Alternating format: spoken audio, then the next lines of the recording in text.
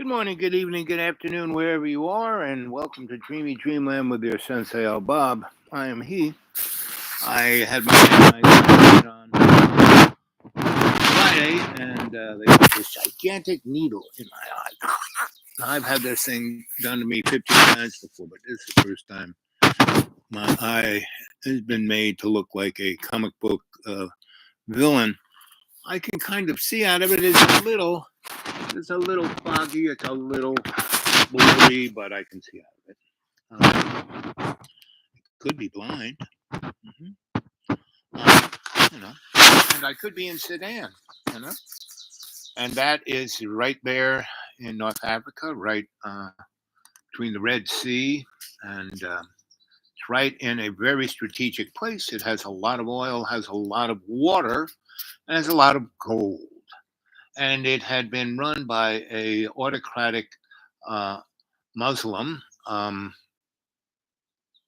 about 30 years, and there was the whole.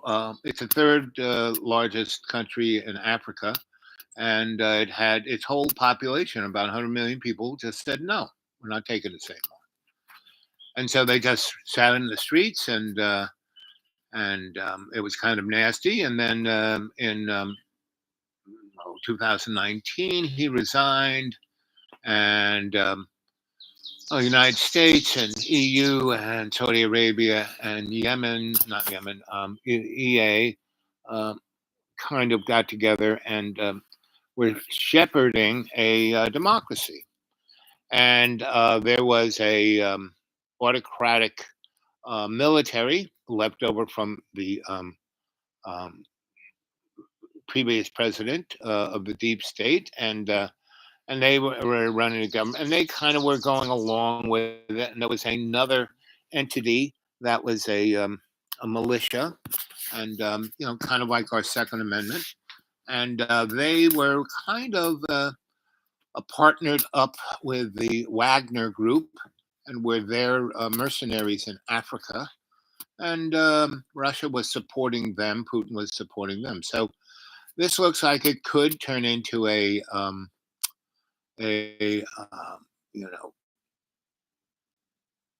a war between the United States and Russia, but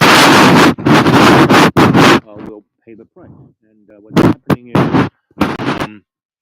the militias have underlings that are gangs, and the militia is fighting the army and doing it in the capital city and using the people as shields, because the army has, um, fighter jets and attack helicopters and tanks that the U.S. Military industrial complex has given them. And so they're going in with these weapons into the cities, going after the militia. Militia doesn't have that kind of weaponry, so they can't fight them on a battlefield. So they're just hiding in the cities. And this is similar to what's happening in Ukraine, right? And so it's a very interesting situation, um, because up until the 19th, everything, it's a well ordered, well disciplined, well economic um, country in Africa, third largest, and it is being just torn apart, very quickly. And the hospitals have been attacked. All the infrastructure has been attacked because the militias have gone and hid in those places, and the armies. And these two um, generals who run the army, the autocratic army, the leftover deep state from the previous fascist autocratic political state that had been in power for 30 years, give or take. The military is still there, and this other group was part of, not, it was like the militia of the organized army. And so um, it is, and the two generals, the one of the autocratic army and the one of the militia, were partners, and they caused the collapse of the newly shepherded a democracy that had lasted from 2019 till 21. And then these two guys fermented a kind of collapse of that, and then the people then went again on the street and said no. And so the only thing that these two generals could do is fight each other with the public in between. And the world governments seem to not be very interested. Right? They're not really. They could do a lot because banking wise, all of the deep state generals who are in the pockets of the um, military industrial complex, they could be, their banks could be frozen. A lot of things could be done to stop this, but the world governments ain't doing it. So this is a template. Russia and Ukraine is was the first one, and now this. And I will say that there will be more of this to come. Right? There will be other countries that will do the same thing, and they will come in quick succession. You will see this happening, um, this year. You will see 5 to 10 more countries do this. They already are. I mean, the war in Yemen, um, Ethiopia, there are, a number of other states in Africa, and they're all places that have resources, right? And Sudan has gold, oil, and water. And it's also right in the middle of a very strategic. Russia wants to have a naval base there in the worst of ways, and the United States doesn't want that to happen. So it's a proxy war in Russia, but this one is gonna, you're not going to see Russia involved. You're not going to see America involved, but you will see a lot of Sudanese people dying, right? And it will reverberate throughout the whole area. It'll unstabilize the whole area, and you will see Africa fall apart even more. More people, like I'm saying, by 2030, there will be at least 2 billion people dead of starvation and disease and war. Right? And I would say there will be economic collapse to the point where the EU will fall apart. Russia will be totally, beyond a basket case. It'll be something from the Middle Ages. The United States will be a bastion of fascist imperialism, and it will the separation of poverty-stricken folk and everybody and a handful of zillionaires. And it'll be go watch the movie Zardos, and that's what kind of be what it is, but not somewhere between Blade Runner and Zardos. Go watch that. And if you want to see the emotional dynamics behind it, go watch the movie Gangs of New York. So, guys, stop worrying about gender-specific bathrooms and cancel culture. We have no culture. The United States has never had culture.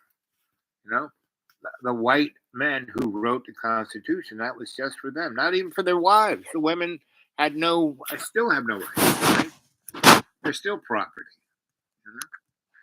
And the environment is like collapsing in front of us. Species, but see, all of this was already known. This was already foretold in 1891 in Paris. We hear about the Paris Agreement of the 90s. No, there was one before that. That was when Tesla had done his experiments in Colorado Springs, and he had developed a 0-point energy device at Warden Cliffs in Long Island, right in Shoreham, right on the corner of 25A and Tesla Boulevard, just down the street from Brookhaven National Laboratory. And that's why Brookhaven National Laboratory is there. Because Nikola Tesla turned Eastern Long Island into one big science experiment, right?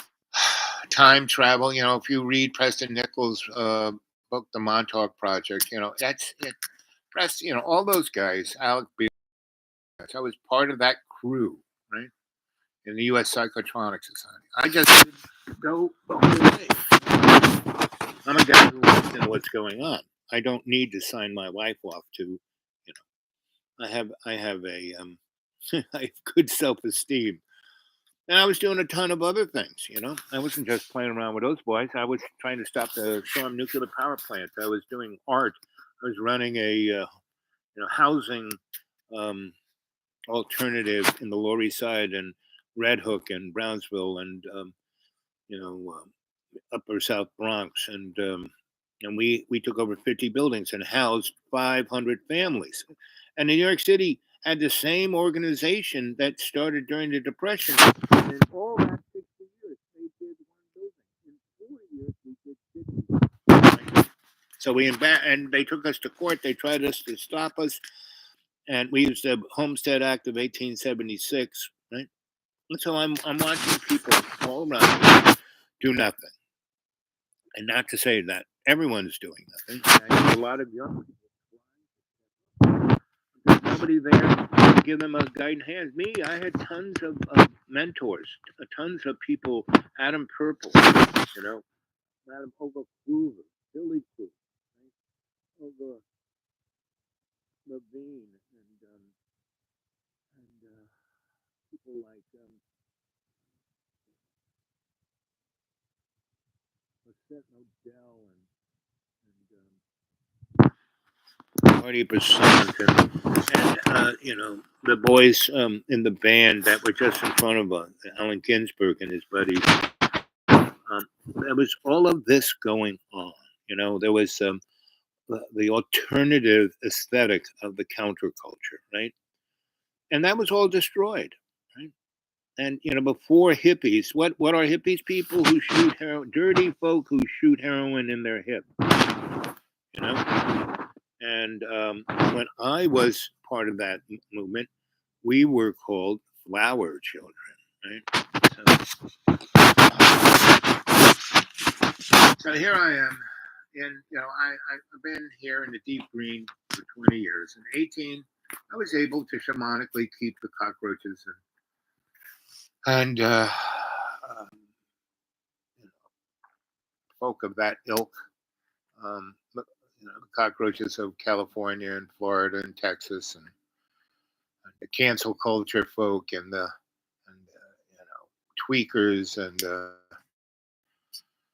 Colonel Sanders and all of the usual suspects, right? And all those people are they're just you know folk that are so limited in their vision, so focused on their own self incompetence and their self loathing that you know they medicate with alcohol. Now I understand this. You know, I went through my hedonistic period when I was late 50s to early mid 60s, and then I died. I came back, and you know, I live now like a millionaire on $400 a month, right? And so I spent this month's $400 um, on making my car so it can work, and I basically, you know, oh, you know, so I have no money whatsoever, and then I have this medical situation. You know, I have all of $38, and a number of people owe me hundreds of dollars, right? But I'm not, you know. Well, I just you know, they got, you know, they spent $1,000 so they could take their kids to the races. They couldn't give me the 200 you owe me. No, the other guy, you know, there was a really good deal at the liquor store. I spent $1,000 on vodka. You know, it's like, okay. Now, I could get, you know, relatively upset, but God is always watching my back, you know. Even though my eye looks like this, you know. Yeah, how would you feel? Can't see out of it? I mean, I can see out of it, you know, but it's a little, it's got like spider webs in it. And the light is very. And one of the morons who he tried to take these sunglasses off my eyes because he wanted to wear them because they were cool, and he took them off so that eye, and he screamed and I should have ran away. I mean, things are really. I mean, it's the same. I'm old enough to know that nothing has changed. I've been around. I saw New York City go bankrupt between 1970 and 1990. Those 20 years they were bankrupt. And people go, "Oh, it's so dangerous." I was living in one little neighborhood, 2 blocks this way, 1 block that way. 5 people got murdered every week for 20 years, right? And everyone around here is gunning up, and they don't even know what a gun is. I ask them, "So do you keep your guns in a safe?" "Oh no, I got to be ready." I haven't. I mean, I was with this one guy, and he wanted me to take a look at something, some electrical issue he had in a building he wanted to buy, and he wanted to know, what I could do for free, and being a good neighbor. So I said, "You take me to lunch, Joe." And so he had his 9 millimeter on the dashboard, and he turned a corner really sharp, and the gun went flying across the dashboard, and I caught it in my hand, and I, opened up the chamber. There's a bullet in the chamber, and the safety was off. All I had to do was that gun would slide across, hit the side of the windshield, and the gun would go off and blow that guy's brains out because it was painted, pointed straight at that guy. And he said, "What are you doing? The safety's off, and there's a bullet in the barrel. What's wrong? You're nuts."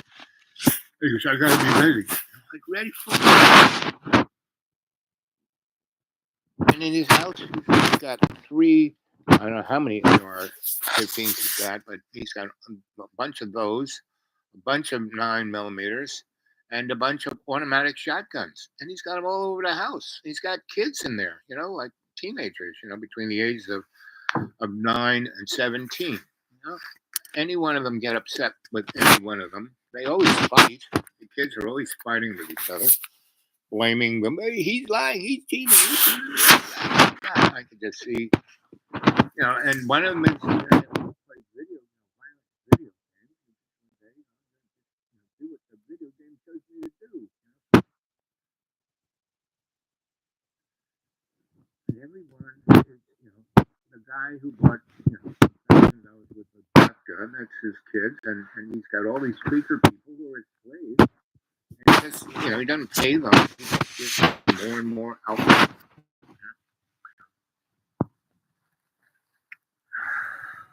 And, so I see in a microcosm here in the green what's going on. And this is just one set of people. All of these lots have been bought by other tweakers, and they're coming this summer. And it's going to be, interesting.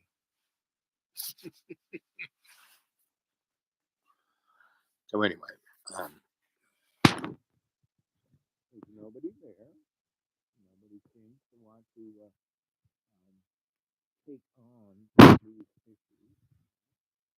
You just want to stay in the silo of whatever you believe. I don't believe in anything. I have faith in God's love. That's it. I'm here to serve God. Period. And my co-pilot is Jesus, the living God, right? And he didn't go nowhere. He's here today. I met him a number of times. If Jesus had left the building, if he had floated up to heaven, we'd be toast. And I'm here to serve. So that's a God, right? Those two guys and Spirit, which is us all. The Holy Spirit is everybody. And nobody, because we have free will, everyone's acting to their lowest common denominator. Right? Hey, I'm human. I can get frustrated. You can hear a little frustration in my voice. Things hurt. It's not just my eyes that's I'm having problems with. It's my heart and my heart. It's interesting. How many brains do you think we have? Somebody seems to have left a message here, I think, but I can't see too well. Let's see.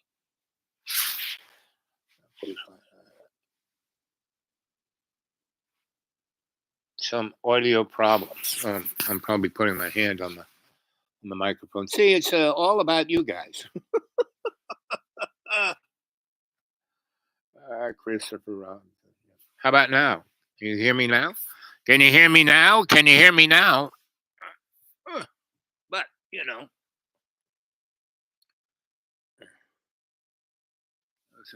Okay. So that's where I live, right? And the tweakers run off to drink and they run around here trying to make money. And all they do is, I've seen it before in contractors. Job, they get their first take. Run off, get another job, get that first take. Then they spend the money on booze and whatever else. And then they start working on it and they get halfway done and they get strung out on three or four other jobs. And that's why that one, both those two clowns can't pay me $200. This one guy got paid $15,000 for a roof. It took him like 5 days to do it. And he had one good worker who wants to work, and he did all the work and just got paid. I don't know what he got paid, but I haven't seen him around. So I'm sure he's off doing his own thing. He can't handle, Colonel Sanders. Anyway. Uh, uh, so, and I died in 2014. So what is it? And I lost the 240 pounds. I'm down to about 195, 210, somewhere in there. And my blood sugar was all over the place. And I think that's one reason my eyes went a little wacky. And it wasn't because of my diet. It's just because, well, it did start out between Thanksgiving and Christmas. I went to places that had, food I normally don't eat. But I've kind of got my blood sugar back to normal-ish. But there's other things going on, and basically the medical institutions in and around. So I've had this procedure done to me at least 15 times, and the doctor who did this was the first time she did, and I know what the procedure is. She did a good job, but every now and then they nick a little blood vessel in your eye, and that's what's happened, right? But there's not much they can do about it, and it seemed to have been looking better yesterday, but you know, this morning, this afternoon, when I was in the bathroom, looked in the mirror, it looked as bad as you saw it. So anyway, uh, so there are a lot of I don't know what you want to call it.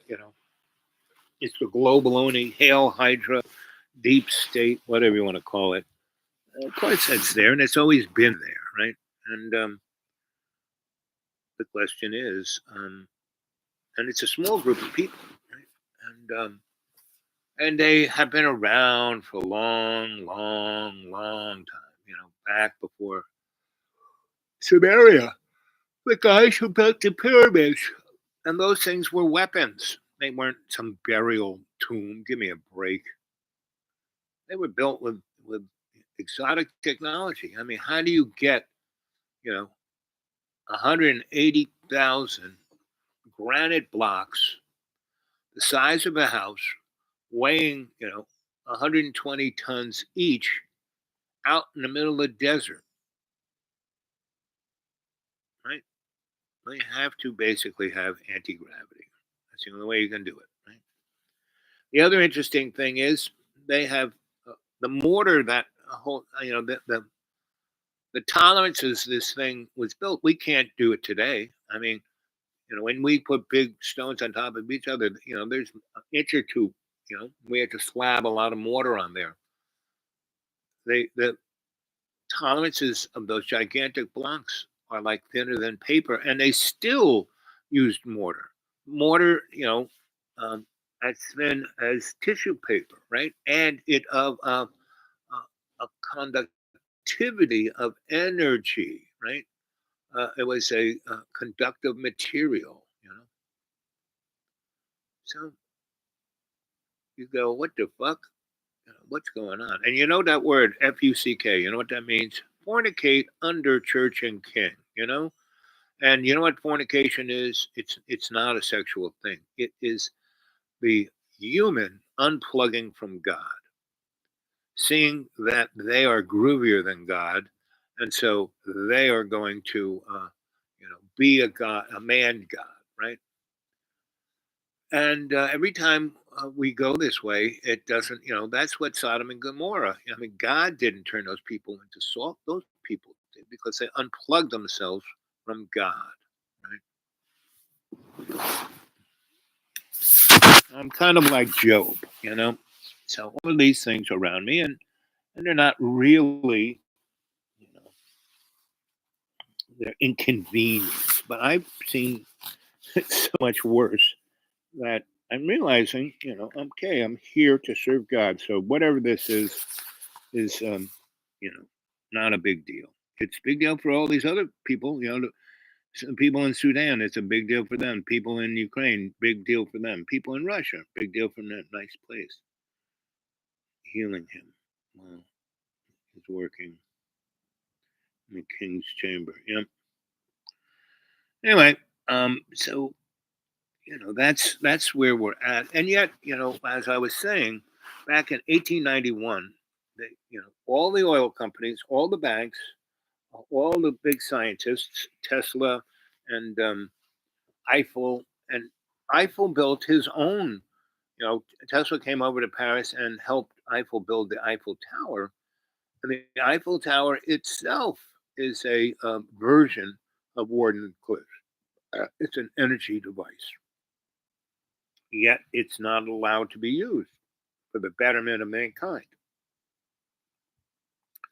And so they showed off all the money people. Look at this technology, and J.P. Morgan, who bankrolled Tesla and Wardenclyffe, said, "Yeah, I know all about it.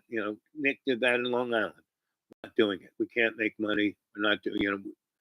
If we brought free energy onto the world that was environmentally sound, we, you know, what who would pay for anything if because the next step from zero point energy and wireless transmission of current is a time travel, you know, and gravitational, um, you know, dielectrics. At the end of an alternating current generator in those big, Hoover Dam, there are these torsion fields that they have to make sure no one gets near or sees because they see in the torsion field you can see the passing of time and space, and you can't let the tourists see that. So it's a real interesting thing, and here I am with very little finance. I have to wait till the fourth day of the next month to get my social security, and then I'll have $400. um, but it really enables me to not to worry, to have nothing. How about you guys? Could you live with nothing? Hmm? Everyone around me is, got lots of money. And I don't have any money. Can we're talking now 6 months. I'm sorry, I can't. I said, buddy, if you just stop drinking 1/100th of what you do, you could have paid me off already. This is to say, notice the pyramids. As I, yeah, five, so yep, hurts and was actually healing him. Yep, it was. He was working in the king's chamber. Yep. And that's why all of those guys who are, Egyptologists are jerks. They don't want. They just have this scholastic. This is what the textbook says, and that's reality. I live in a world of reality. Don't give me any of this hocus pocus stuff. I don't. I don't. I don't. And if I want to get the check at the end. I want to. I owe so much money. My bookie, my wives, my.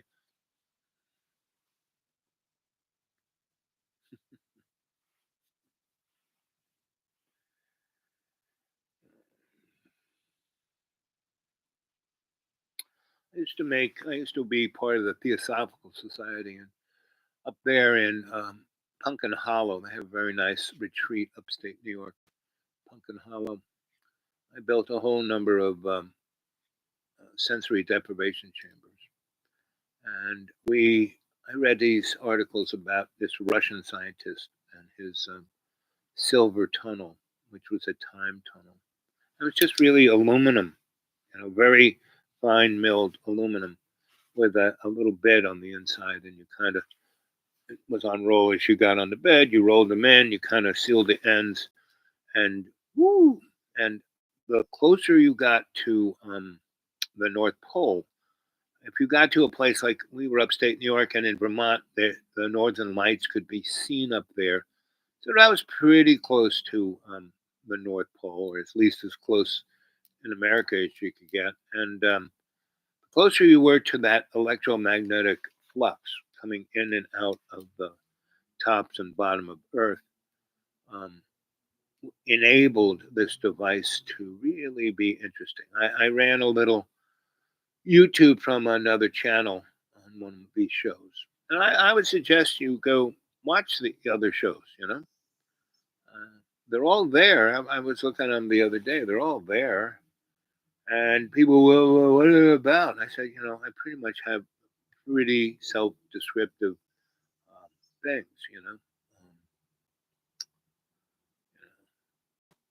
Big splat.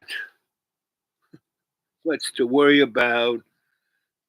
Whatever it floats your boat. It's pretty much and the descriptive thing is love is all there is, right? So if anybody feels a little generous and wants to throw something in my PayPal, that's the dude awake 42 at Gmail. The dude awake 42 at Gmail. The dude awake 42 at Gmail. All one thing, lowercase. Right? And send me email. Uh, if you're living around here, you got a phone, I'll give you a call. We can talk. Right? So, uh, so I'm just going to sit here and meditate. See if you can pick up any of the juice.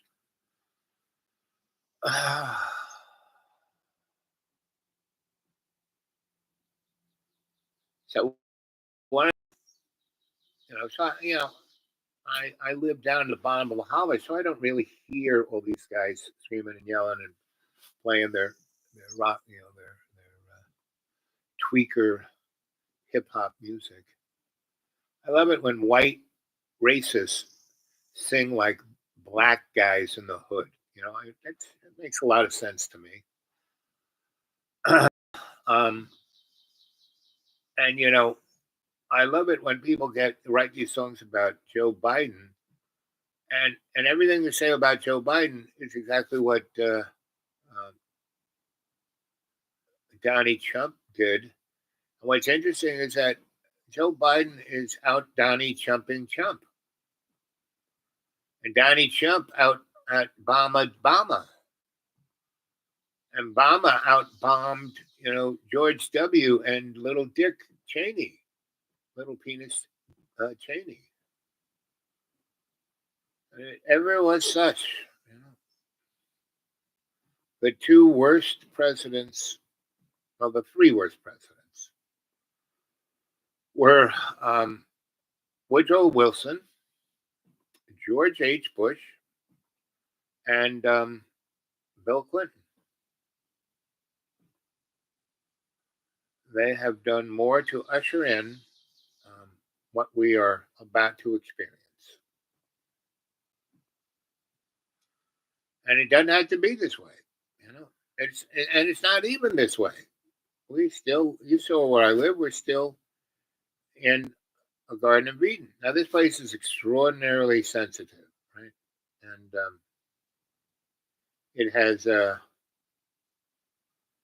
I've been here 20 years, and the first 18, I was able to just, by my presence, keep the tweakers and cockroaches and Colonel Sanders out of here. But when Colonel Sanders came by, now look at this place. God said, "No, you got to let him in." So I didn't do my little thing. I don't know if you can hear him coming in now. They run up and down these roads so fast they break their cars. Colonel Sanders has gone through 4 automobiles here in the last year and a half, and he can't pay me $200. And he owes me.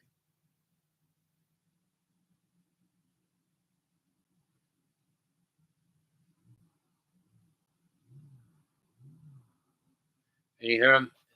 He's broke the crankshaft of his car, so he can't keep the compression going. So the car constantly stalls out. Especially if he's got all these big trailers. And so the driveways, the roads here are forest, they're pretty steep. It's a sawtooth mountain range, so it's pretty steep. So my nice little car, it's got 4-wheel drive. I just put it in first gear, and it pulls itself up and down the hills at about 5 miles an hour. Well, to get from my front door to the county seat on those roads, it's about a mile and a half, right? So, and they're very twisty. A lot of potholes. The backside of the road is I call the death road because it has potholes that are 4 foot deep and 12 foot long and 6 foot wide. If you drive into them, you're not getting out. Can you hear that car? And he's on the flattest part, and he's having a hard time to go a half a mile.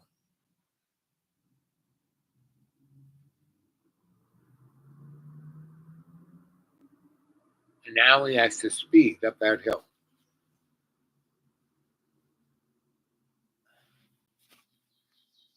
Now he has to, his engine just stalled.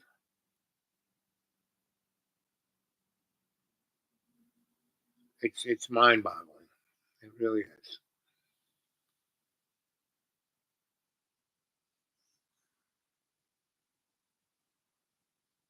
So a lot of people about there's a gigantic lake that I live off of, big TVA lake, one of the bigger ones, and it's got a coastline of about 1,200 miles because they flooded a Sawtooth Mountain range, right? And so there are 2 big lakes, and then all of these fingers that go out all over the place. And so about half of it is in the Cherokee National Forest. So it's they're not going to build houses until they bribe some senator. Because look at all the oil wells. Biden just gave up some of the most pristine land in Alaska, so Shell and Exxon can go, and BP can go, get, and it has as much oil at the current utilization of oil right now. It has all of about 6 weeks of oil. And it's going to take them 10 years to build the infrastructure to get it out of there, right? So they're going to have to build roads and pipelines and pads and then start drilling. And it's all on permafrost. And so when you take whatever grass or trees or whatever there is on top of the permafrost and expose it to sunlight, it melts. And permafrost, what's that? It's permanent frost. It's like 60 feet to 200 feet thick of frozen dirt. And it's getting warmer up there in Alaska. And when you expose it, you take down the big trees that shade it and are a big carbon sink. One of the largest carbon sinks on the planet were all of the big trees on the West Coast in California and Oregon and Washington. And since Jimmy Carter, we have defoliated all of those big forests. Carter and Reagan and George H. and Billy Boy. Billy Boy did the best. He did the most. You hear that guy? He still can't get up the other side of the hill.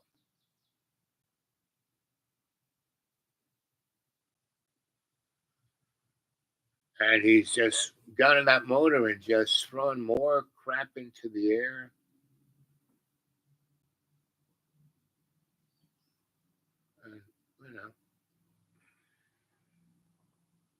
Good luck with that. That's all I got to say.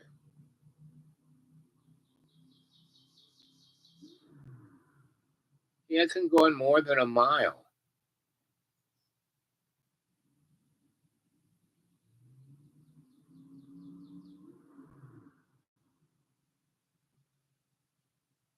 It's pretty amazing. It's such a beautiful day. Yeah. Luckily, it's a good almost mile from me and two curvy mountains between, so it's not that loud. I don't know if you can hear it or not.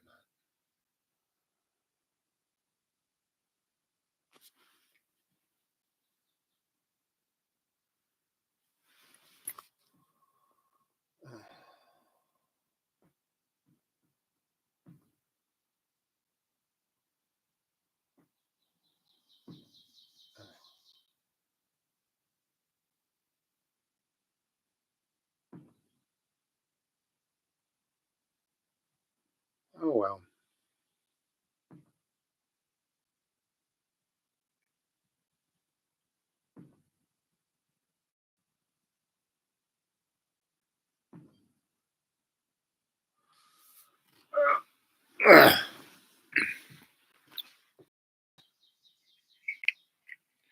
Let's see what you got to say.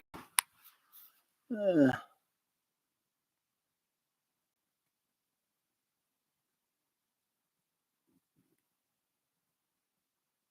Not a place to speed. Yes. And since these morons have come here, um, they have had in the last 2 years they've had over 50 deadly accidents. They're like, wee woo, they're driving their Tesla, they're coming down a big hill, and then they come around a curve, and then there's a 90-degree turn, which they can't make. And so they wee fly off the cliff into the lake. And if there's no one around, if there's not a car coming the other way or a car behind them, they've found 4 or 5 Audis and Mercedes and Teslas in the lake with the people trapped in them dead, right? Drowned. Right?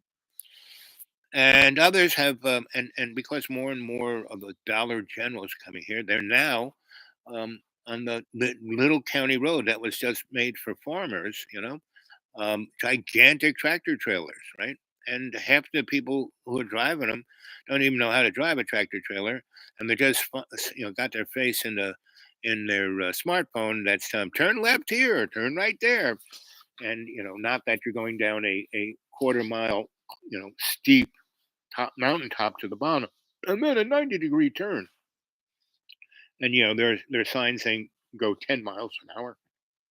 They're zipping down that hill at 60. Good idea.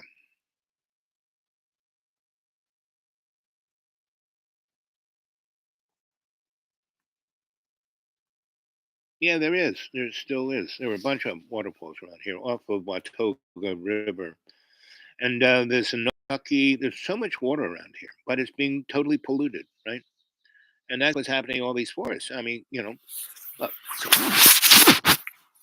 all these trees have leaves, but they're all dying, right? I don't know if you can see, no, but there are a whole bunch of trees down there that just fell down in the last 2 years, right? Since they've been, I don't like this, we need to, spray Roundup everywhere. It has to be neat, or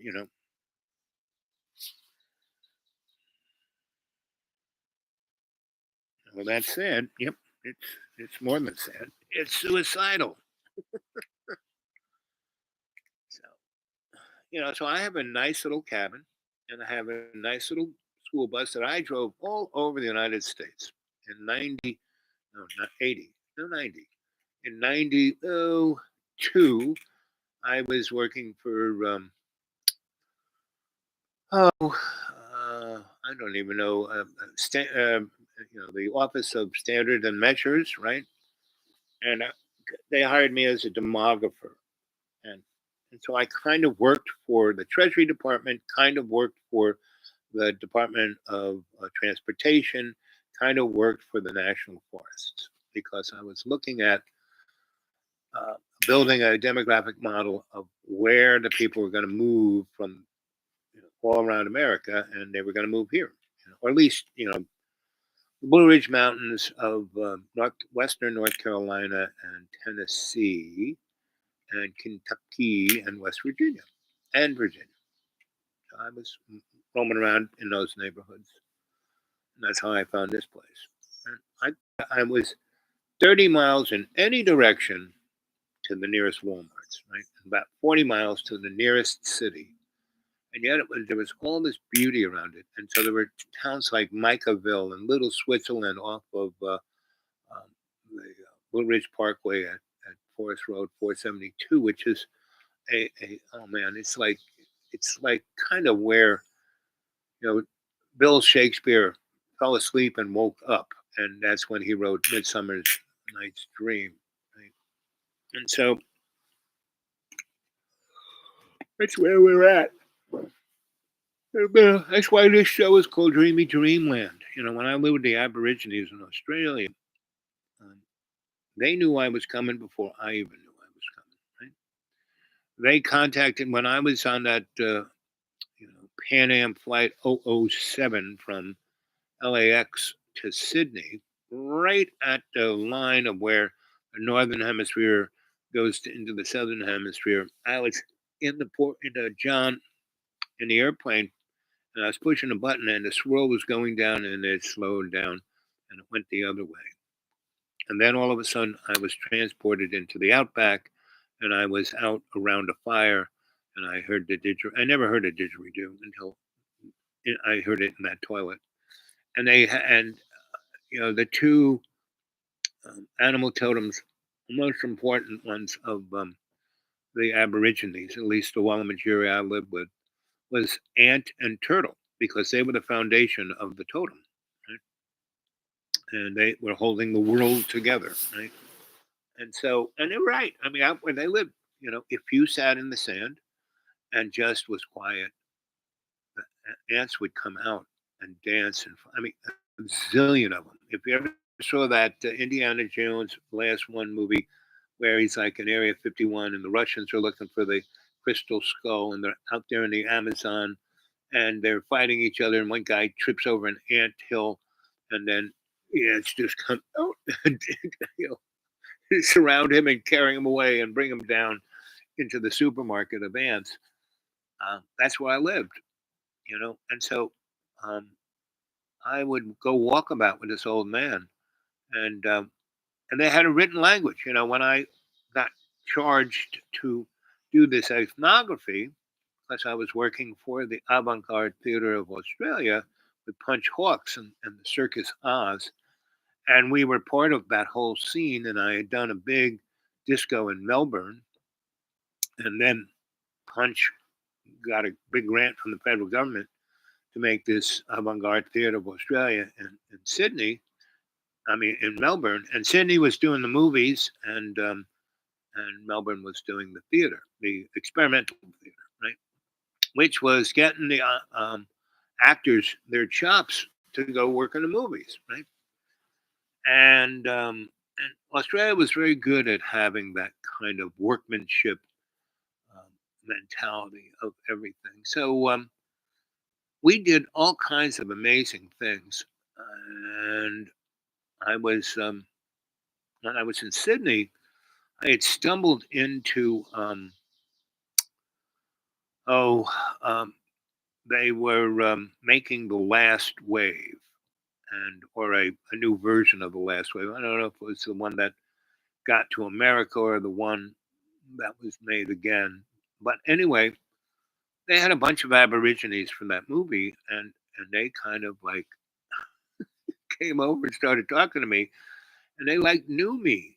And this was before I got this gig to go do an ethnography of this tribe called the Wallamajiri, who got wiped out in 1968 when a Canadian mineral company discovered gold, uridium, and coal in their desert, and they just went out there and shot everyone in the head. And that's what's going on in Africa right now. And the people who were left, the nine of the 600, were out picking berries so they didn't get shot in the head. And so um, the Australia wanted to have the Olympics in Sydney, and everyone said, "Well, you guys are, criminals, and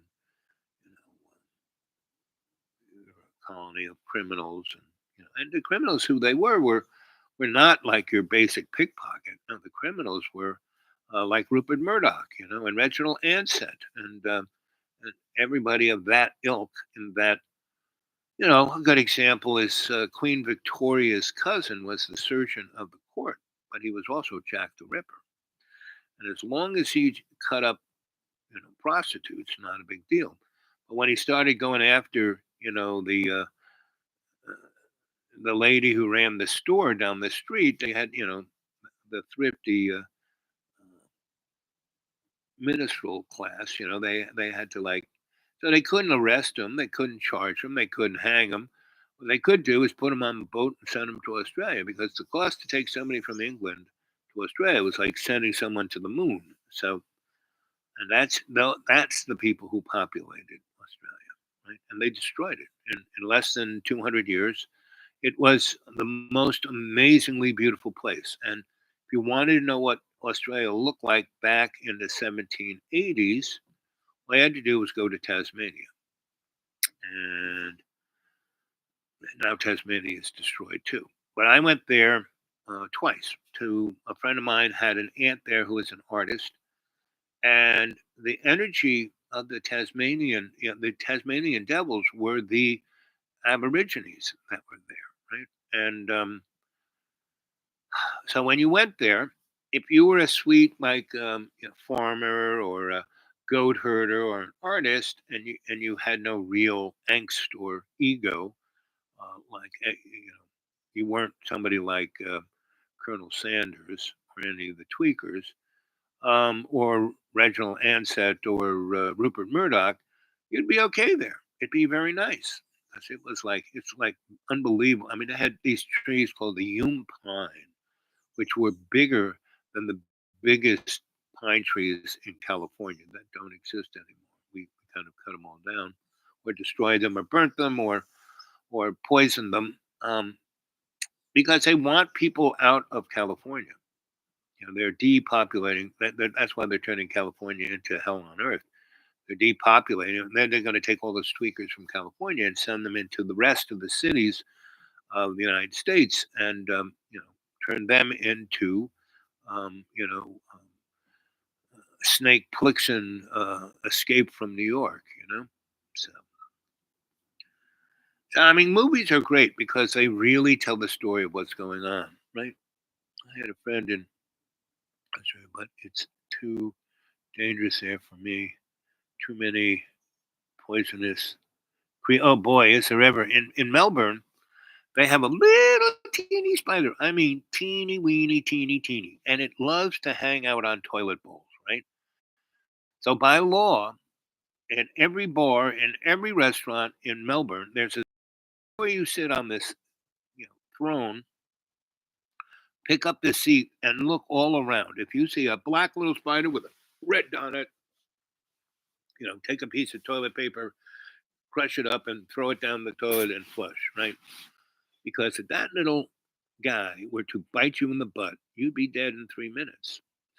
So our friend here is right. They have lots of things that they bite you, but um, it's like when we went there, we traveled. So anyway, I got this gig to be an anthropologist and to do this ethnography of this tribe, but they were way over here in the Northern Territories, right?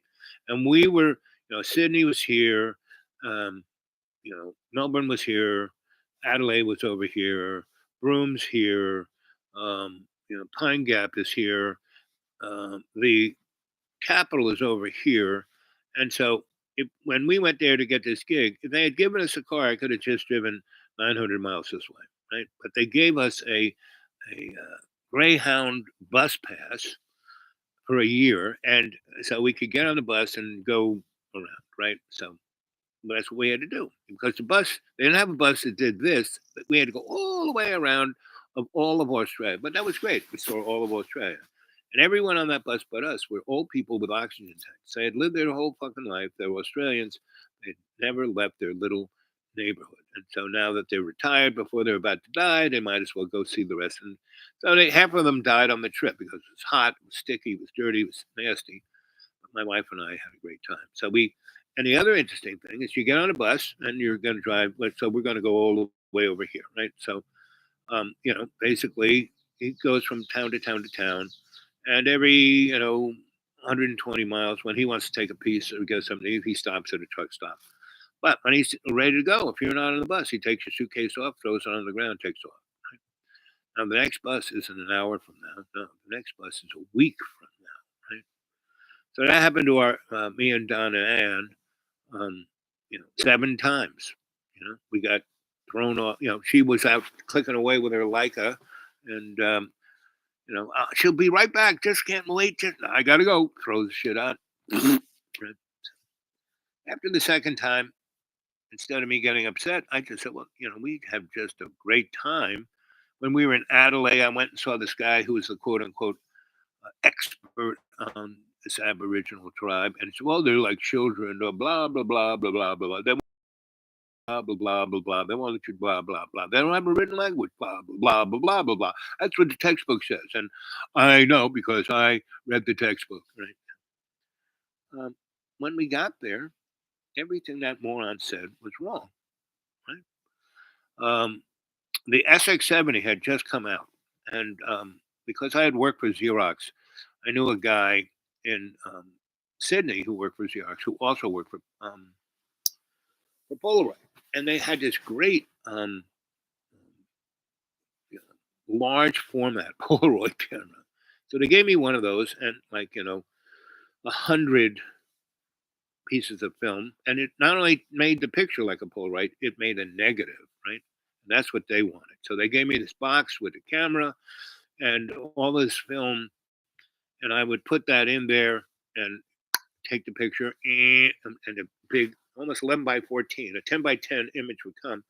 But on the other side of that frame was a negative, and I would slide it back in the box, and it would protect the negative. So as we traveled, and so once we got to where we're going, and they also gave me a Bolex 16 millimeter camera, and Don had hundreds and hundreds and hundreds of rolls of film. And so as we went, she's just clicking away, and I had my Nikon, and I had a Rolleiflex dial 30, 40. It's like it took 36 exposures and cut them in half, and so you could get 90 pictures. And sometimes it was great because it was on one negative, and you'd have 2 images. So I played around. That was my Arty camera, and I had 3 of them. And one of them I dropped, so it had light leaks. I had taped it up so light would still get in, so there'd be these big all over the picture. Anyway, and Polaroid had given me the original, not the original, but the first draft of the SX70. That was very Star Trek. It folded into a flat little thing. It popped out, and you could. It didn't have the radar range. You could focus it yourself. You could also adjust the f-stop, so you could do and the time too. You could do that, right? So I got 2 of those cameras and 6 of the radar range ones, right? And about 100 packs of SX70 film, right? So I was taking a few pictures of those, and I was fooling around with a camera that I could adjust, not the radar range ones. I kept them in the pack. And when I got to we got there, they were waiting for us. They knew we were coming before we even realized we were coming to Australia. Right? And when I was in that airplane in that bathroom watching the swirl go the other way, they were dancing with me around the fire. They were playing the didgeridoo and the sticks. And so when we got there, they were waiting for us, and we had an amazing, and we didn't take it straight there. It took us almost 7 weeks to get there. Should have taken us, if we had stayed on the bus and never got thrown off, we would have, made it probably in a week. But it took us 7 weeks. But we went to places like again, I said, met the boy who was the quote unquote expert on the Aborigines, and we went to all these little towns along the coast, and they all had beautiful beaches and great seafood, and we ran into really interesting people. And when we got to Alice Springs, where Pine Gap is, there were all these Nazis there who just Nazis were just drawn to Don. They just loved her. When we were in Melbourne and Sydney, there were a bunch of Nazis there. And when I say Nazis, I'm not talking about skinhead. I'm talking about old guys who knew Adolf, who were rocket scientists, and the Catholic Church and the England's government, the Queen, and you know the national security state, put them all there to do because man, Alice Springs has some it makes Area 51 look like Disneyland, you know. And so it's out in the middle of nowhere of Australia, right on one of the most honking energetic points on the planet, right near Ayers Rock. It's like so. Anyway, um, we did a lot of nuclear testing there. The English did. They blew up their hydrogen bomb there. So we saw a lot of interesting. I met a guy named Stan Deo, and he was an interesting guy. He was a person who was wiped, who had been real smart. He was in the Air Force family. He went to the academy. He did all that shit that those morons like David Wilcock has. Those buddies who been part of what you call it, Space Force and Solar Warden and all that crap. Well, Stan was part of that mind control. Had circuits in his brain. And now he's here running all kinds of remote viewing companies. So he's an interesting guy. So he took me out there and showed me some pretty wild. I met him at the Rundle Bookshop. That was a wild bookstore. And but the most interesting thing was hanging about. We were there for about 6 months with the Aborigines, and that 7 weeks of getting there was really good because we ate less and less, right? And we didn't eat the cheeseburger, drink the soda.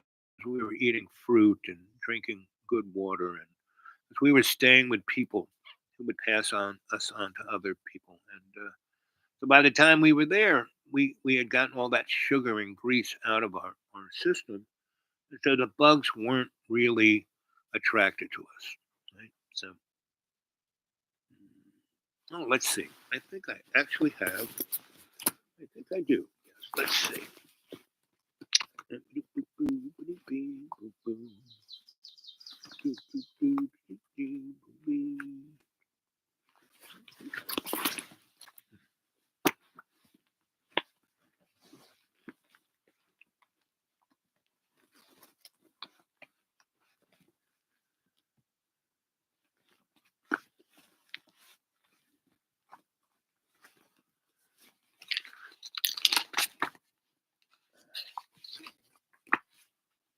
Well, here's a journal I used to help produce things like this.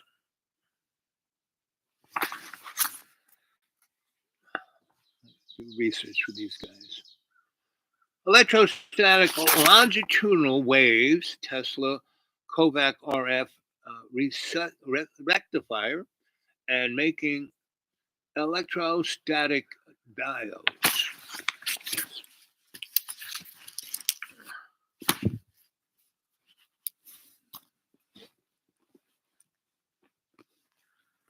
What happened to that? I had a nice photo of me with the Aborigines. Where did I put it?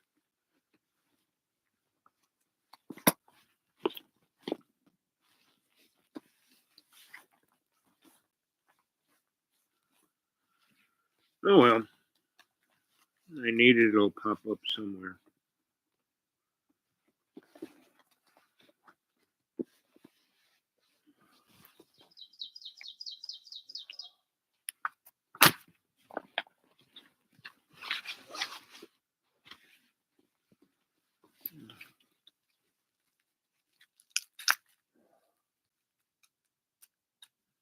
So this is Asheville, 90s. These are all kids from UNCA. There's David Hopes. He was head of the literary department, theater department.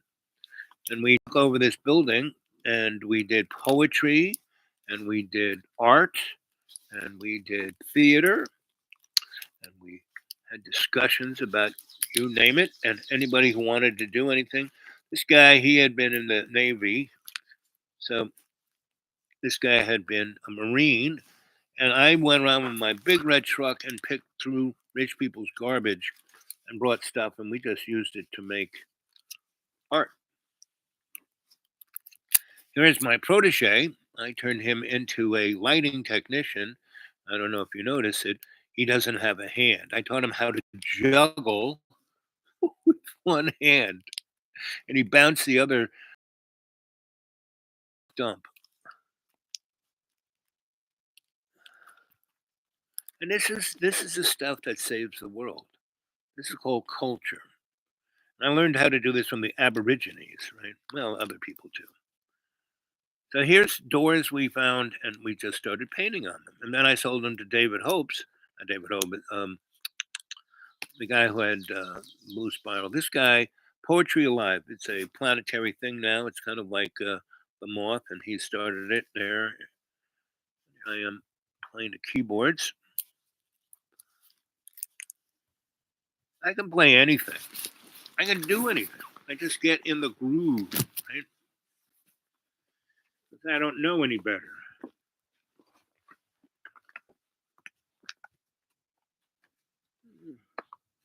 Hmm. I don't know what I did with that. If I can't find it immediately, I don't.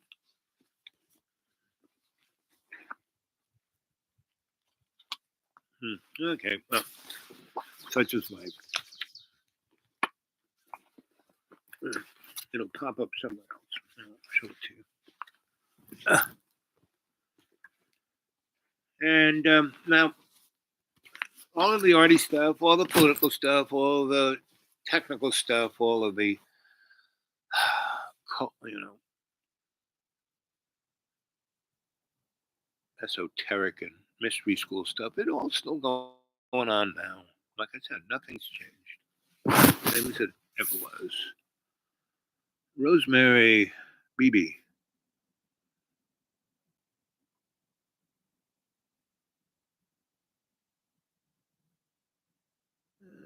Well, it's dangerous, yeah.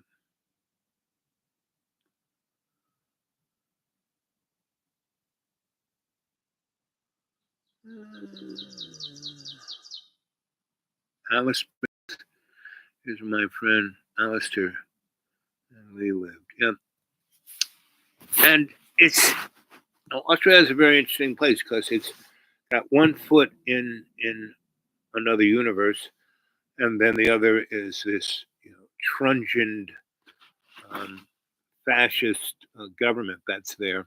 And I was there when the Queen came, and so they have a two-party system like we do, right?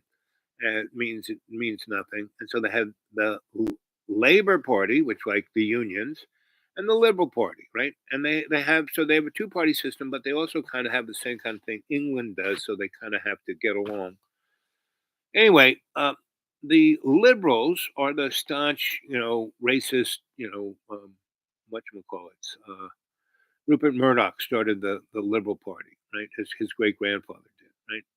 And what the Liberal Party, what liberals are people who feel guilty about being racist, right? And if you read the Diebold discovery papers, you know, Diebold, the guys who have the voting machines were dissed by Fox News. Fox News just, for 4 months just lied straight faced, and they knew they were lying, and they were totally. And so Diebold sued them for $1.7 billion, and so they went, through discovery. So everyone had to, because they got all the emails of like, Tucker, what's his name, and everyone in the higher up saying, "Well, we're lying, but that's okay. But it's good for business." This is what our our audience wants us to hear. And they're supposed to be telling the news. And they're just being lied to straight up. And that's kind of what Goering's called propaganda. And that's what Mr. What's his name, the Tavistock Institute that brought us the NSA and the CIA. I forget, he was Freud's nephew. His name will pop into my mind. And I studied with Doctor, what's his name, from the CFR. Who wrote Hope and Tragedy, and you know, and I studied with Gary Allen, who wrote a great book called None Dare Call It Conspiracy, and so it's right in front of you, gang. And you can, you know, and the only way you can really um, head this off at the pass is through art. You know.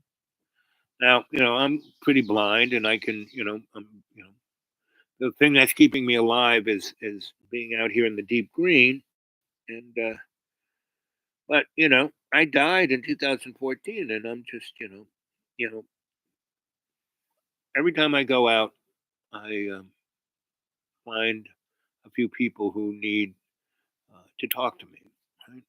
And then I give them insight, and I kind of put them on their path, right?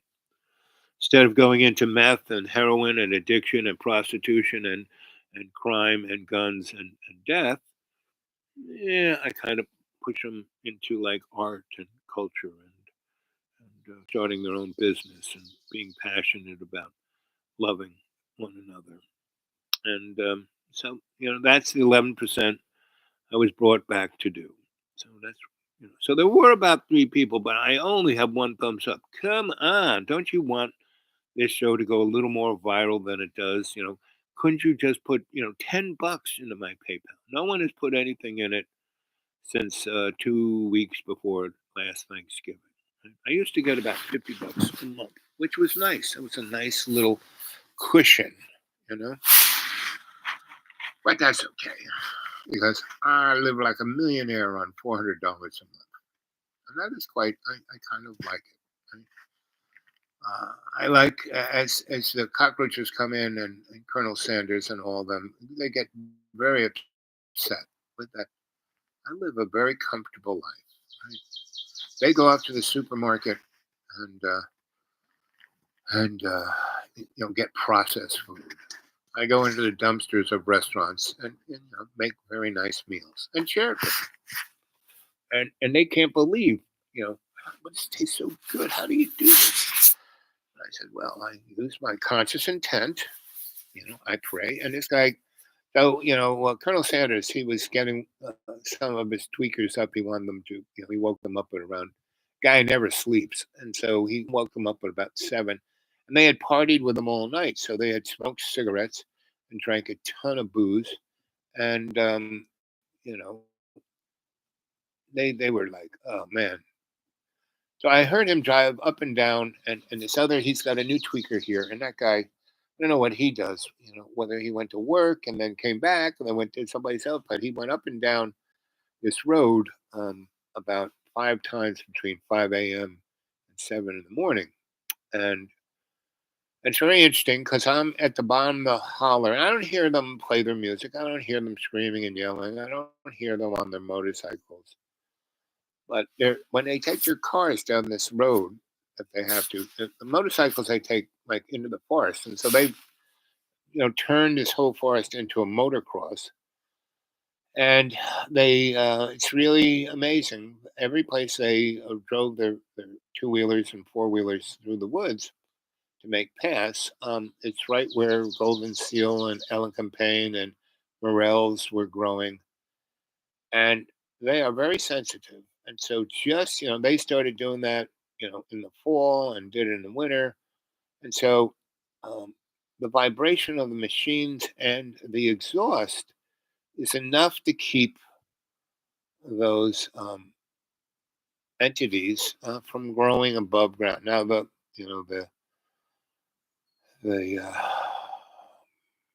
underground netting of organic life is still there. And it is dealing with, and it is interconnected through the three counties. And so, even though there is not as much spraying here as there are in other places, it's still being affected. And the entities that can't move as easily, so the underground biological entities can move around relatively easily. Their web of life can move around. Trees can't. They do, but they can't. You know, it takes them a long time to move. So the way they move is that they die on the surface, thus releasing most of their genetic energy into the underground biological force, and then they rot, and that feeds everything, right? And so that's what's happening here. And you can see, like, you go to Mount Mitchell. When I first went to Mount Mitchell, they had big pine trees. You know, that was in 1967. The first time I took a road trip. I started hitchhiking and riding the rails in 1966 in summer times.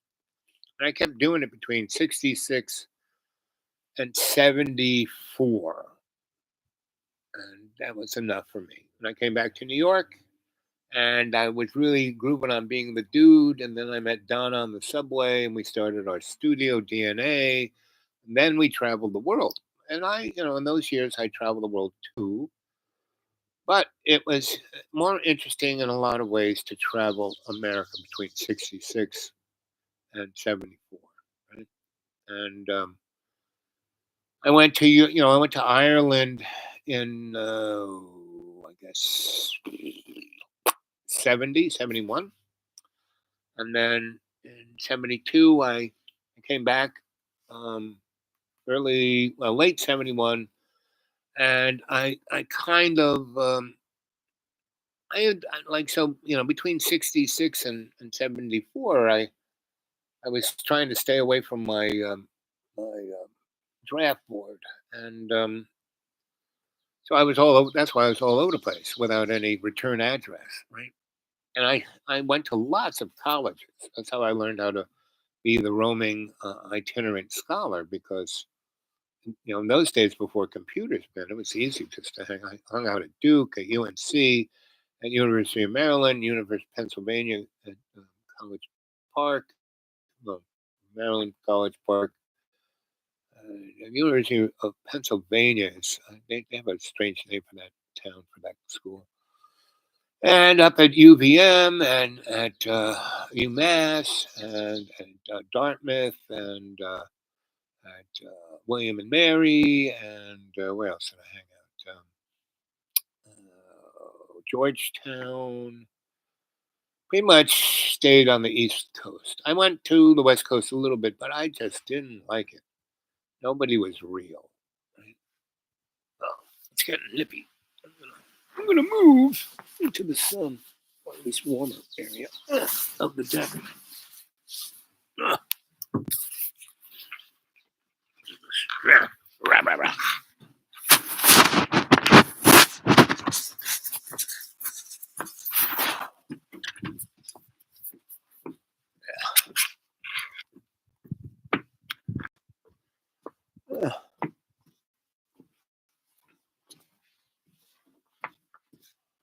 Uh, do, do, do, do. Let's see. Nope. Yep. Okay. Uh, uh. I'd send you 100 if I had it. Well, that's nice of you.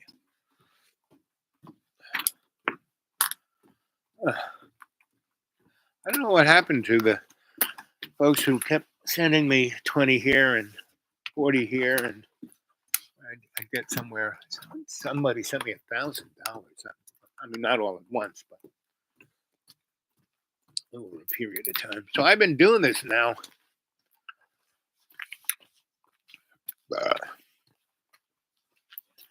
for almost 4 years. This May 8th will be 4 years.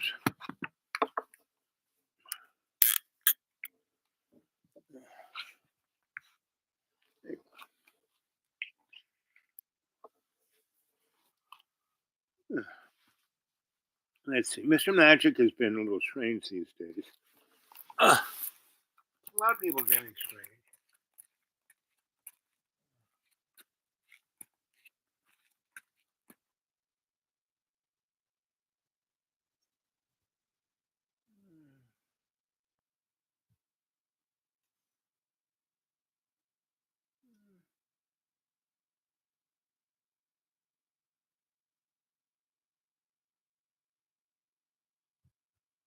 Let's see if Mr. B-Boy.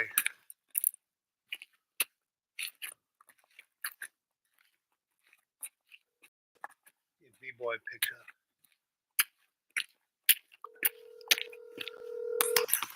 So B-Boy got a hold of us a month or two, and he was really. Your call has been forwarded to an automatic voice message system. 508. And I talked to him and sent him some shamanic energy and picked him right up.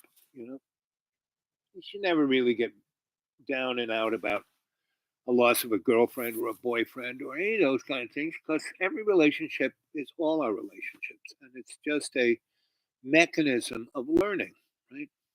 And we're not really meant to be with any singular person for the rest of our life. It's not how it works.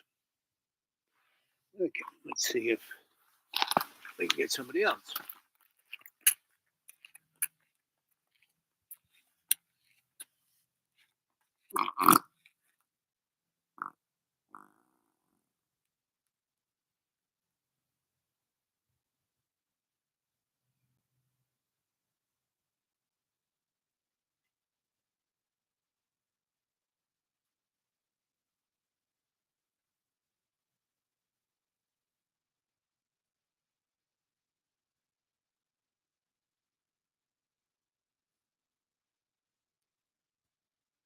Search with any image. I don't want to search with image. I don't want that.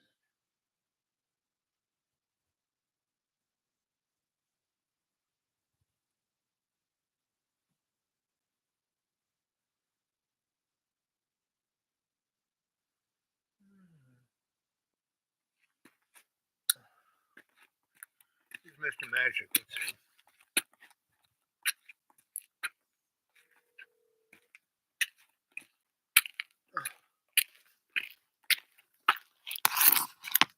Please leave your message for 6464.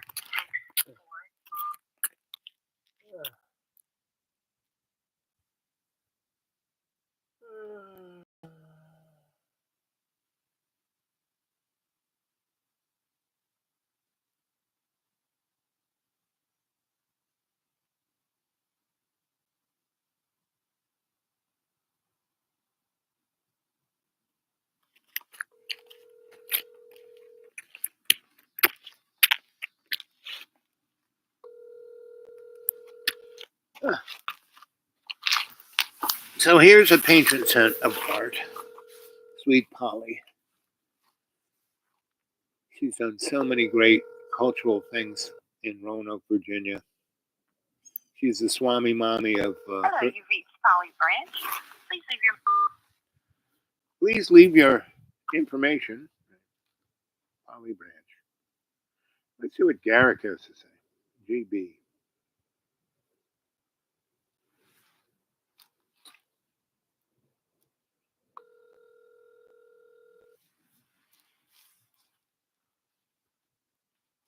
Oh, I'm at work. I can't talk now. I'm doing inventory. Okay, what's a good time?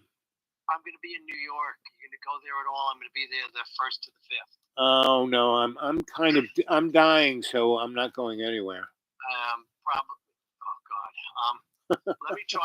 When can I call you? Can I call you at some of the evening drive? Yeah. Exactly. Yeah. I'll give it a try. Bye. Okay.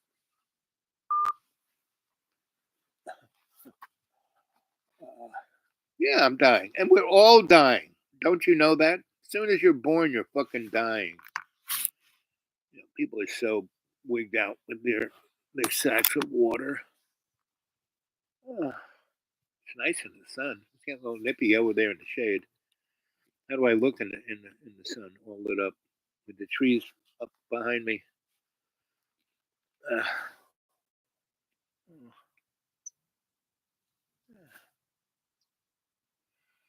uh,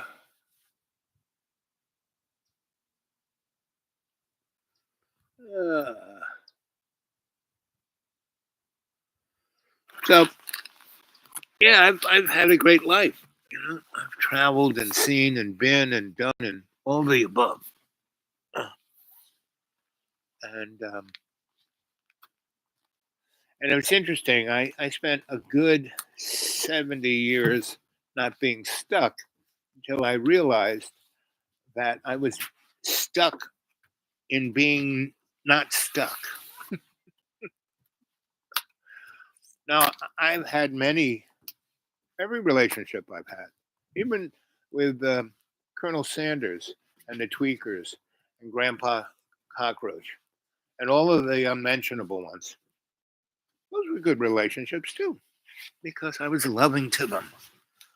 And most of them didn't understand because they were rotten and cruel and mean, and it didn't seem to bother me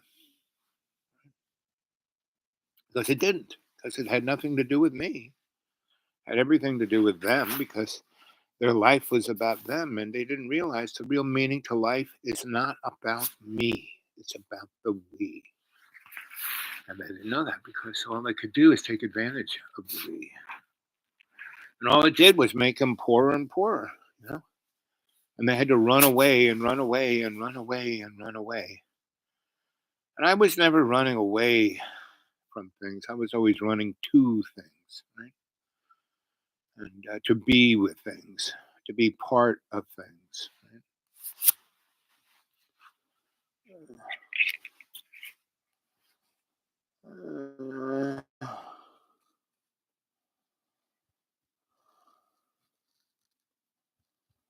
Yeah, that's kind of me. I don't even deal in money anymore.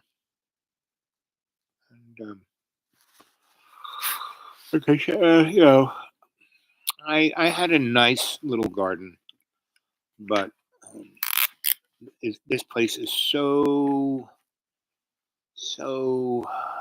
sensitive. So there was no one here for 18 years. I could just do my little shamanic thing, and people would come and look at property and see me, in my golden underpants and nipple rings, and they would keep going.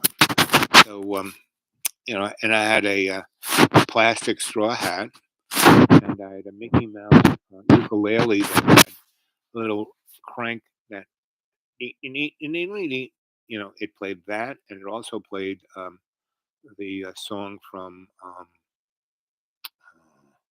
"You Got a Nice Mouth." So that was, and the guy who sold the place at to Colonel Sanders, begged me not to. He goes, I don't know what you do. You just keeping. I can't ever sell the place, and yeah, now it's everybody wants to move out. And please, please, please, do whatever voodoo you do. Just get somebody to buy it. And then people came and looked, and most people with common sense wouldn't want to buy the house that Colonel Sanders bought because it's on a cliff, right? And the property line goes, his border of his property is like at his front door, right? So he's taken over four other people's lots. They're not around. Who knows who they are, where they are? But he's just at, he's cut down trees. He's put up fences. He's got gigantic gate, and he's turned it all into a military compound. I have the Garden of Eden, and he's got a military compound. And that's not why you kind of come here. Rosemary tea, BB. So let's see, how much juice do I have left here? Oh, we've got a good 20 minutes left. What time is it? 3:18. So anyway, uh,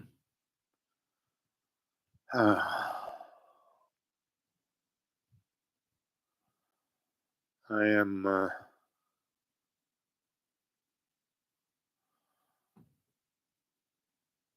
So when Colonel Sanders showed up, God said, no, no, no, don't talk to him, don't interfere, let the deal go down. He needs your help, right? So, and what I'm getting out of it is I'm sharpening my pencil on being unconditionally forgiving and unconditionally loving. And he's right there. I'd have to go 40 miles to go find somebody that, the guy's trying to get up the hill again.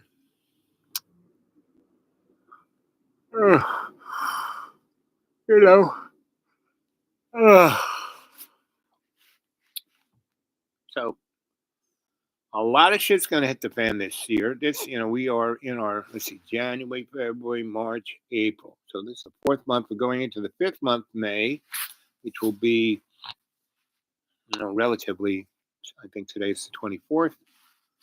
So I think Monday, Tuesday, Wednesday next week is the first, I think. So, anyway, so I have a friend coming from Chicago, and he's kind of, he's a, you know, I can't even describe him. He's a cheeky monkey. He's from the cheeky monkey school.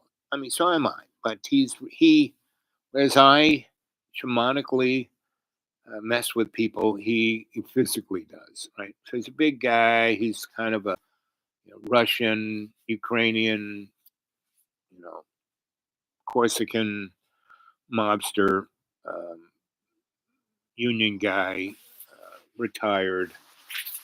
And he and I just, we are Mutt and Jeff on either ends of the universe. And so he was classically, he grew up in Yugoslavia, in the sphere of influence of the Soviet Union. So he has a little bit of that.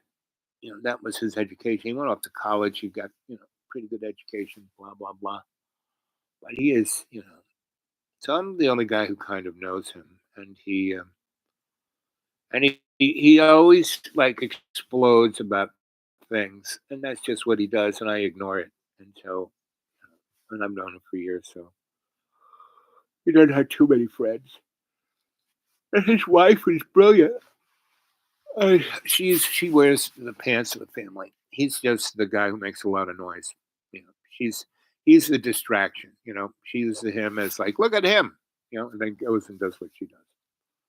And he has a business where he makes travel movies, but they are they're not even obscene. They are upsettingly unpolitically correct. So I think they're quite amusing. And he is a good photographer, good cinematographer too. But he doesn't appreciate that. So it's so I'm was a cinematographer, filmmaker, in a film studio, in our film studio in New York. I used to live with Nancy, who started television workshop, the electric company and Sesame Street and all those shows. I built a TV studio down there in Tribeca. So I'm Lisette Modell and Cardi Brazil were my photo mentors. Couldn't really get any better than that. Right? But I mastered my skill set in all of those and practiced them and still do. But I never I was never the person who wanted to be. I mean, I had shows and I did a lot of things. And people, wow, I was always. I have this. It's not that I'm humble. It's just that it's like my friends. I work much better where I'm the guy behind.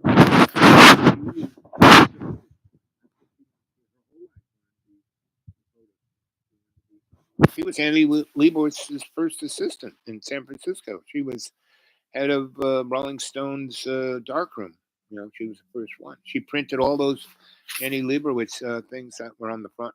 Run on a Rolling Stone, and now she's got her own little niche, and we had a studio, DNA, and we would show our photos together, and we never said this is Donna's, this is Al's. Um, but you could tell which was which. Her style was definitely different than mine, and I used all kinds of cameras. She used a Leica. She was a Leica in a 50. I had a Nikon with a great 20. I had a Rolleiflex. I had I used to use Diana cameras, throwaway cameras, and what else did I have? I had a couple other. I had a Nikon, a couple of Nikons, a motor drive, and a nice what is it called, the frame camera. And I also had I had a couple of Leicas too. The Leica was a great camera in that I got Donna uh, two uh, you know Leica enlargers, and that was the system, meaning the camera and the enlarger went together because the beauty of the Leica body, the way the film was held in the camera was that you put the film in and you put it into the sprockets over here, and there was this little plate that went down, and when you hit the button to move the film forward, this little plate would lift up and the film would go and it would like flow through the air. Then when it got to the right spot, when you kind of clicked it this way, the plate would go down and hold that film fast against the focal plane. So there was no little bit, and that like a Nikon or a Canon or any of those, they were great cameras. The problem was you really, really, really had to focus it right. Otherwise, because the film had that little bit of space to move around in, and so that was just a critical space where you know the picture would go out of focus, and that's why they invented SLR cameras, so you could look through when you could see that thing was focused. That's what you were going to get on the film, and so that's what SLR. So they couldn't be as a Leica was, but you could see what you were going to get, right? And so that's what I used. And I was a big fan of depth of field, right? And I also used a big format camera, 12 by 12 inch, on a tripod with a little tent over your head. I used one of those. So I used all that kind of stuff. And Donna just had her little Leica and her 50. That was it. She didn't change the lens. She didn't have, she didn't have. I had like 4 or 5 bodies. I would say photojournalist. Photojournalists always had at least 3 cameras, different films, different lenses. So you don't have to change anything. You just pick one camera, and you always had, enough film ready to go. Even if one was only had 3 or 4 shots left, the other two had at least 10 or 20 shots. So that's what a photojournalist. You don't miss the picture, right? But I have this very meticulous side to me, and so I can be very meticulous, right? And if I have the time and space to be meticulous, I am. And that's why I have mastered many skills, because they're all skills that need to be meticulous. And I have mastered the skill of being very relaxed in being very meticulous, right? And part of the meticulousness is I am consciously aware. So I think about everything that needs to be done. Like this morning when I woke up, um, because a tweaker, drove back and forth, and my whole body is not in its state of, and it was cold and damp today. We haven't really hit the warm spot yet. We had, few days of warmth in January and February and March, and February and March were relatively warm, warmer than what April has been, actually, in a lot of ways. But it hasn't, in February and March, it was warmer than April has been, but there would be 4 or 5 days where it'd be below 20 and everything gets stuck, right? The pipes would freeze, I would freeze. And that was, I have been out of my homeostasis since Thanksgiving. Now I was really whack out of homeostasis from Thanksgiving through New Year's, right? And then I kind of went and stayed with John. Well, I stayed with some other people. Then spent some time with some other people. And then I spent 2 weeks with John and came back here end of February, early March. Right? And so all that moving around and all that different food and all of that, and not being in the energetics of the deep green, I I got out of my homeostasis. And you know, there were all these tweakers and people wanting, everyone was buying property around here and selling and buying and selling, buying and selling. I'm going to do this. I'm going to move this. I'm going to kill this. I'm going to shoot you. You know, you have to move. Oh, we can't stand you. And then I just kind of did my little thing and they all left. And things have kind of calmed down a good deal. Right? I mean, I still have Colonel Sanders and Grandpa Cockroach and you know, the miserable wife and the who knows kids, and it's all and between all the alcohol and all the guns and all the other shenanigans going on, and he's constantly having all these tweakers as his new best friends, and he tells everybody. I mean, I've lived here 20 years. I don't ever tell people where I live.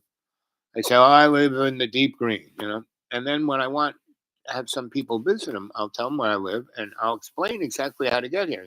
Come on this road, turn here, left, turn right, turn left, then go down the hill, and then come up the hill, and then turn right, and then come around, and there I am. Because if I give them my address, their smartphone will take them out into the middle of the woods where they can't turn around. And there's a cliff on one side and the mountain on the other. That's the north 40 of my property. But I don't come in that way. That's the death road. I don't. I come in the other way. That's about a half a mile to a mile longer.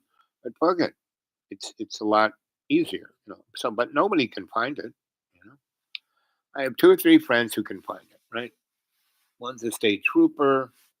One's a judge, and because they've been here for their whole friggin' life, so they know where I live. So, and I got to know them when they were youngsters. Well, not the judge, but the state trooper. He was a youngster.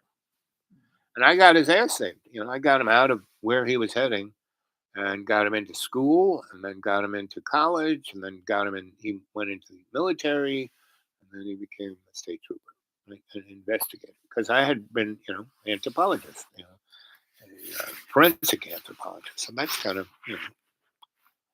Anyway, she, was a big fan of all the books I gave her. And all these kids around here don't even read a book.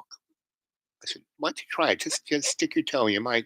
I had this one friend who, way on the other side of the lake, are all these guys who are from naval intelligence, right? And two of them are, you know, captains of were captains of nuclear submarines. One attack, one a boomer. Right? So all these guys like me a lot because I'm not part of their ilk. I know exactly what they do, right? And I can, talk intelligently to them, and I don't, push them over the edge of what they can and cannot say. Right? I let them tell me. Anyway, I give those guys books because what else? I mean, they're all retired, so they got tons of guns. I mean, I met them because they all had panic rooms, right? Underground bunkers, right? And so a friend of mine who installs backup electricity and you know security, but he's from Wilmington, so he would come up and lay something out, and I would do it. He would get some other guy to do the hard work, dig the hole, pull the pipe, do all that stuff, and I would do what I do best, and that's terminate. I connect everything together and make it work. That's my skill set as an electrician, right? And I tune it, right? Make it really fine, right? And so that's what I do. And so, but I tried. I read a friend of mine sent me a book called Master and Commander, and it's a series of books about this captain Jack. And Captain Jack is fine tonight. You know that song by Billy Joel is about this guy. Anyway, so he's in the 1780s, 1810s when the sun never slept on the English Empire, and he's all over the place. And if you're a seaman, anyway. So I gave all my naval friends these books. My friend just kept sending me this series, one book at a time, and I would. And none of them have read a single freaking book. I couldn't believe it. They're smart people. I said, "Don't you guys read books?" Oh well, we're hunting, and we're always hunting. So anyway, so I only have two. I mean, I have a lot of friends who care about me, but they're always so busy. Couldn't get one person to drive me to get my eye operated. I had to drive back here 50 miles blind. I mean, like right now, I'm kind of blind. Like I said, look at that eye. That looks pretty nasty. But I can still see out of them. I'm gonna go tomorrow and make sure I'm not going to lose my sight. I don't think so. I mean, I could, schematically, I'm feeling it. She just, stuck this big needle in my eye. That's why it looks what it looks like. So, and you're always bleeding in your eyes anyway, and you don't really know that. I mean, if you see little floaters, that's because of blood. So how much time? So this show has definitely been a stream of consciousness here. There's three of you there. How about some thumbs up, guys? Come on. The other two who haven't, or the three of you who haven't put thumbs up. Come on. So we're just living, and it's always interesting times. There is no nostalgia to the good old days. Make America great again. It has never been great, and it's always great. In the moment, it's great. In the past, not so much. In the future, not so much. Right? Because we are just a collection of other empires, and that's one of America's better traits. Is that we are all immigrants. Right? But because of that, we are all in trauma. Everyone is in trauma. I haven't met anyone who is not in trauma. There are very few people who are as less in trauma than myself. My friends who are in naval intelligence and were captains of, boomers and attack subs, those guys are pretty laid back. I mean, they do have their own panic rooms, but I guess that's their security blanket. But when 9/11 happened, all the guys who were in Office of Naval Intelligence, they all kind of disappeared. That was very interesting. I mean, they weren't as good of friends as the guys who were captains. But all those guys, half of them are dead. 20 years, they were already retired, so maybe. But anyway, the very few of them are left. But it's so this place, come here, my God, I came here thinking that this is where I'd die.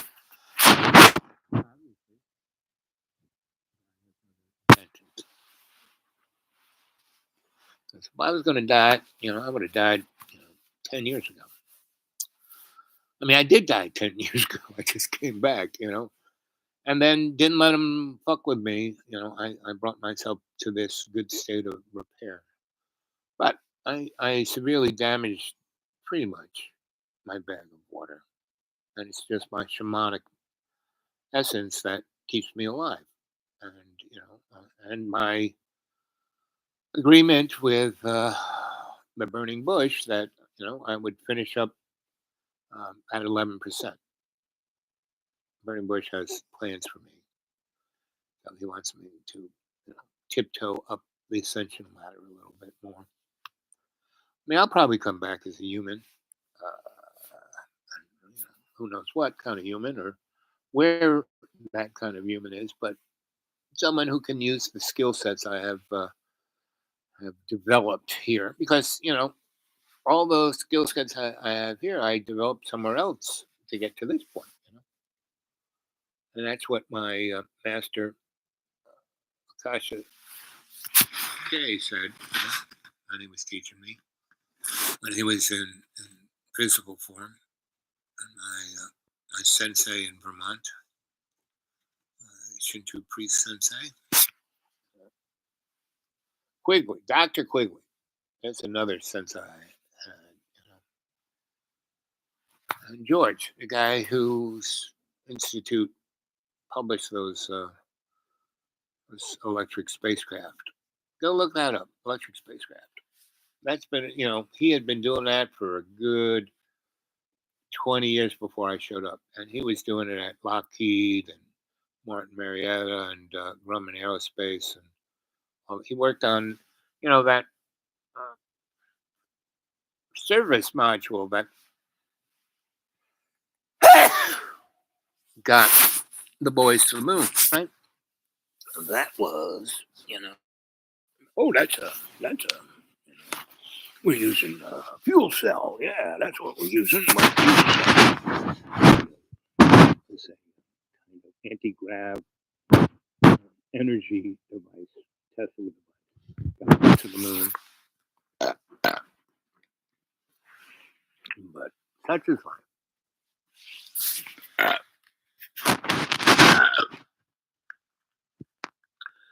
So George was great to talk to. And it was interesting that all of these, especially technical folk I know, such a small community, as my life went on and I would meet other amazing technical folk, they would, oh, I know that guy. It was like I was the common denominator of all those guys.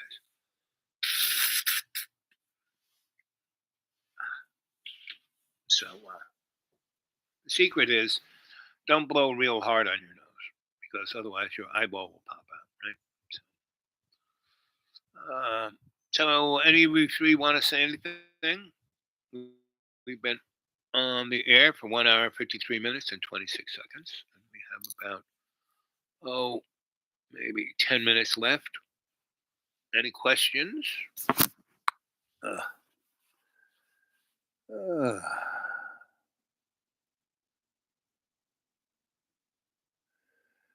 So it's good to get in a point where you don't have to deal with money, right? If you have a car, you kind of have to deal with money, right?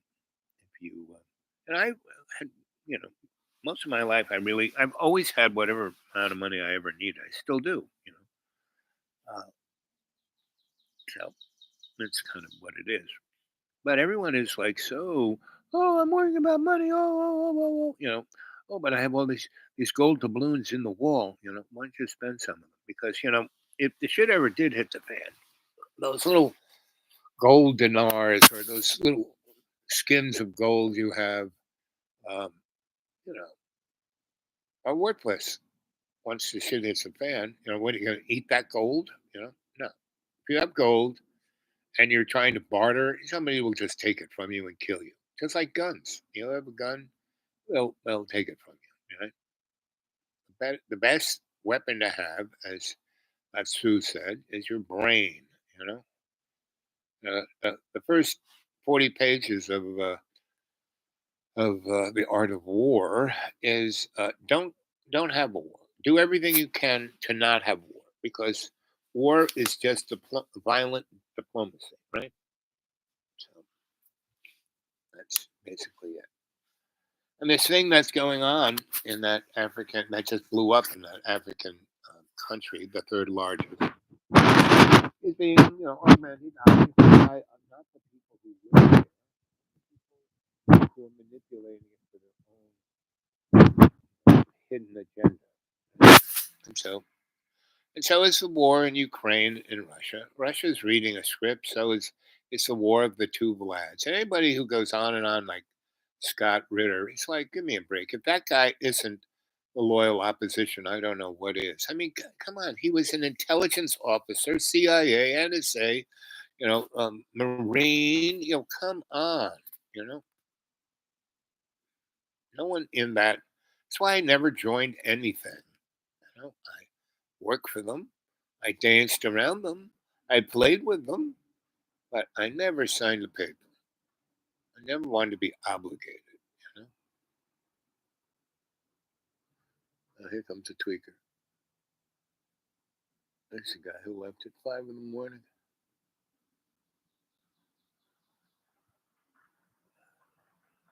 Colonel Sanders is like creating a branch Davidian at the end of the cul-de-sac. I don't know how his wife puts up with it or the kids. I guess they're used to it. I guess that's what their life.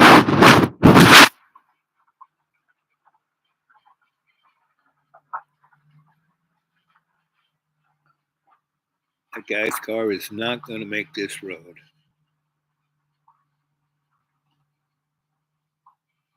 I don't know if you hear that little clinky, clinky, clinky sound. That is his timing belt. I mean, I'm not even a mechanic, and I can hear this. I had 3 friends renting over Holland, and once in a while I had a good year.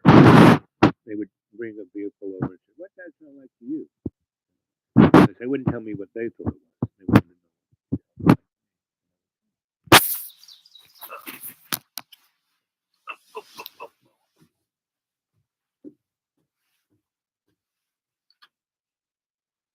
Things are really leafing up. I can't see anything. Usually, I can see what's going on, but you can't see. There's the road, and usually to the other side of the hill, but not anymore. Okay. No, don't drop out. Get involved. Start a restaurant. Have an art gallery. Do theatrical events on the street. Have fun. Dropping out isn't very much fun. I mean, I kind of did that for 5 years while I was, clawing my back up into my human body.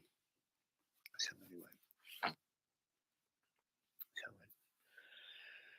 when it hits 58, I go, "Our Father who art in heaven, hallowed be thy name. Thy kingdom come, thy will be done on earth as in heaven. Give us this day our daily bread. Forgive us our trespasses, as we forgive those who trespass against us. Lead us not into temptation, but deliver us from evil. As was in the beginning, is now, ever shall be, a world without end. Amen." See you later, gang.